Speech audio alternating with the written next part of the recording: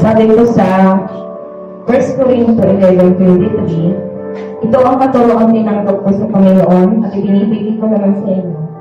Noong gabing siya ipagkanulo, ang Panginoong Jesus ay dumampot ng tinapay. Nagpasalamat at pinagpira para sa iyon at sinabi, ito ang aking katawan na ihahandog para sa inyo. Gawin niyo ito bilang pag-aalaala sa akin.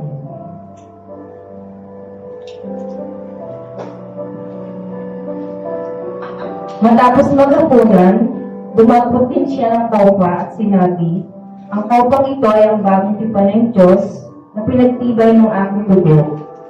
Tuwing iinumin ninyo ito, gawin ninyo ito bilang pag-aalaala sa akin.